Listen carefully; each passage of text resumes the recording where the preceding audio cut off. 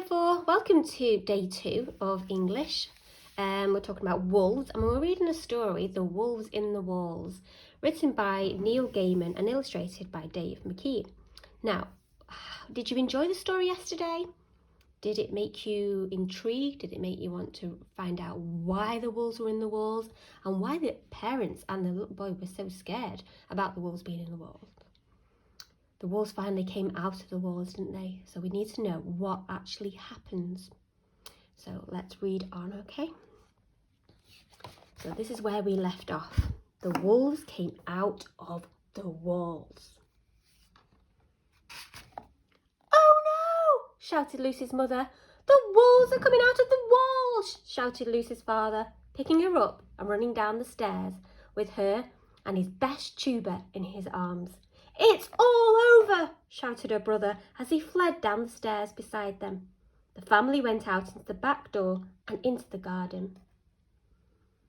Wow, look at the wolf howling at the moon.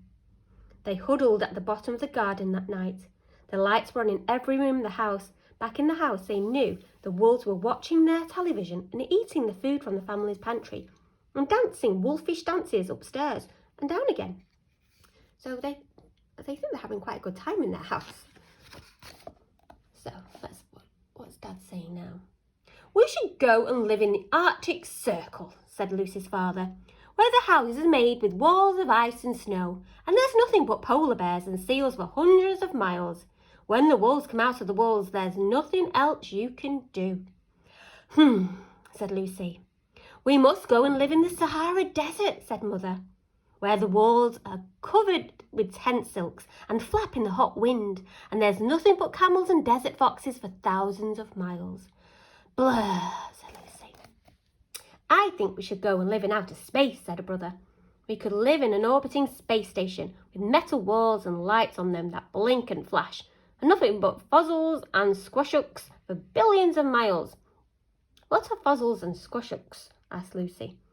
"Outer space things," he told her. "They have lots of legs except for the squashooks, who don't have any legs at all, but they're friendly enough." "I don't want to live anywhere else. That isn't my house," said Lucy, "and I've left my pig puppet behind." "We can get you a new one wherever we're going," said Mother. "Now, let's try and get some sleep." It was chilly at the bottom of the garden, and Lucy missed her pig puppet. "She'll be all alone in that house with the wolves," she thought. "They could do dreadful things to her." So look at what she's imagining, image of the wolf. What's about to gobble up Piglet. Do you think that's what's really happening inside the house? Who knows? What's Lucy doing? She's being very silly. So Lucy crept back up the garden, quieter than any mouse, and she slipped back into the steps, through the back door and into the house. Lucy was standing there in a little hall at the back of the house when she heard some wolves coming down the stairs. They had been eating jam and toast in front of the television and were coming back for more. Where could she go? What could she do? Quick as a flick of the wing of a bat, Lucy slipped into the wall. She crept through the house on the inside, through the downstairs, up the middle, and into the wall of her bedroom. There was a huge wolf, fat as anything, sleeping in her bed. He was wearing her socks, 2 on his back paws, 1 on his ear, and 1 on the tip of his tail, and he was snoring very loudly. It's a bit cheeky, isn't it, wearing her clothes? Lucy pushed open the picture that hung above her bed, and she climbed down, carefully, quietly, and she picked up her pig puppet from the floor. Can you spot the adverbs there that we've just read? Can you remember the adverb hint? Ly, well done. Carefully, quietly. How did she do it? How did she move? And she gave her a hug. "Snorkel, snook," snored the wolf, fast asleep. Quiet as a shadow, Lucy climbed up the top of her old doll's house, from there onto the top chest of drawers, and from there to the mantelpiece and behind the picture and back into the walls. "It's kind of nice in the walls," she thought. "I was worried sick about you," she told her Piglet, and she squeezed her very tightly. Through the walls, Lucy crept back into the garden. "Where have you been?" they asked her. "I had to go and get my pig puppet," she told them. I told you I would have bought you a new one, said her mother. One that was pink and new and not going grey. That's why I went back to get my pig puppet, said Lucy, and she went back to sleep, cuddling her pig. The next morning, Lucy's mother went to work, and Lucy's brother went to school, and Lucy and her father sat at the bottom of the garden, and he practised his tuba. She read travel brochures. Very odd thing to do, isn't it? Wolves have taken over your house. Mum's gone back to work, and he's gone to school, brother. Why hasn't Lucy gone back to school? And why are they just ignoring the fact that the house has been taken over by wolves? We could go and live on a desert island, her father told them all evening, over a dinner of hamburgers and French fries and little apple pies with astonishingly hot middles, which Lucy's mother had bought for them when she got back from work. We could all live in a grass hut and grass walls on an island in the middle of the sea, with nothing but goats on the island and nothing but fishes in the sea. We could live in a hot air balloon, said her mother.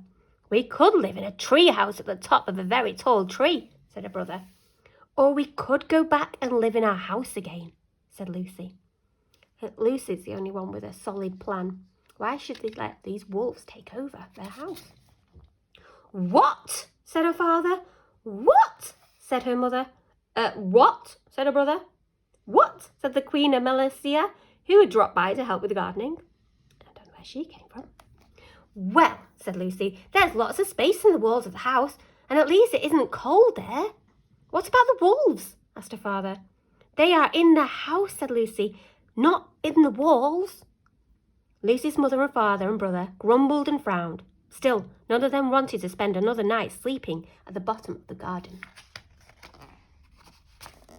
They tried sleeping in the shed, but it smelled too much of lawnmowers and the fertilizer used for the rhubarb. So they crept up the back steps, through the back door, into the back hall, and into the walls. We must be very quiet, said Lucy.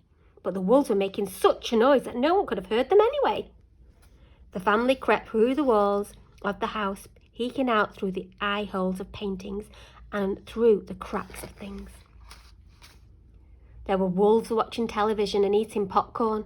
They had turned the television up as loud as it would go, and they had spilled popcorn all over the floor, where it stuck to the unfinished slices of toast and jam. There were wolves dashing up the stairs. There were wolves sliding down the banisters.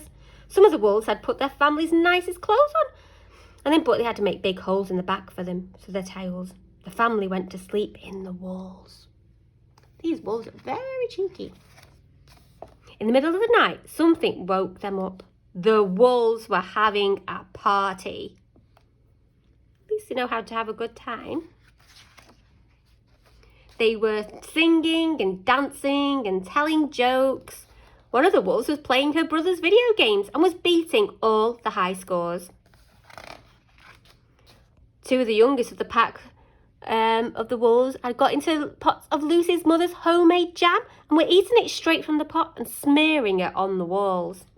The biggest, fattest wolf of all was playing the old wolf melody on Lucy's father's second best tuba. My jam, my walls, said Lucy's mother. My video game high scores, said Lucy's brother. My second best tuba, said Lucy's father. Right, I've had enough, said Lucy.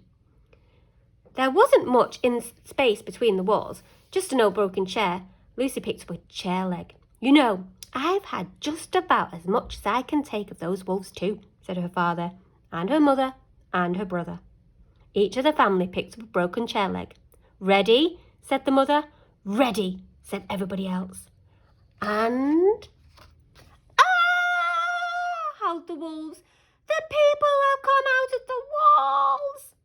And when people come out of the walls, shouted the biggest, fattest wolf, flinging aside the tuba, it's all over. Round and round they ran, gathering up their most treasured possessions. Flee, they shouted. Flee, flee, flee. But once the people came out of the walls, it's all over. Down the stairs went the wolves, scurrying and hurrying and tumbling over each other in their hurry to get out of the house and to get away. Whose idea was this anyway? Moaned one of the wolves. And the wolves ran, and they ran, and they ran, and they didn't stop running until they got somewhere where there would never be any people in the walls that would come out in the middle of the night whooping and singing people's songs and brandishing chair legs. And whether they went to the Arctic or the desert or outer space or somewhere else entirely, nobody knows. But from that day to this, those wolves have never been seen again. It took several days for the family to cleaning up to get the house like it did before the wolves came out the walls. But eventually, everything went back to the way it had been, except for Lucy's second best tuber, which had sustained severe jam damage. So Lucy's father sold his second best tuber and bought a sousaphone instead, which he had always wanted. A sousaphone? I've never heard of that one. I heard of a saxophone. And everything went back to normal. Until Lucy noticed something funny. She heard rustlings and scratchings and squeezings and creakings in the old house. And then, one night, she heard a noise that sounded exactly like an elephant trying not to sneeze. She went and got her pig puppet. "Do you think I should tell the rest of them," she said, "that we have elephants living in the walls of the house?" "I'm sure they'll find out soon enough," said the pig puppet to Lucy. And they did. See the big paw print of the elephant. The end. We'll discuss this in our lesson. I hope you enjoyed that story. Bye-bye.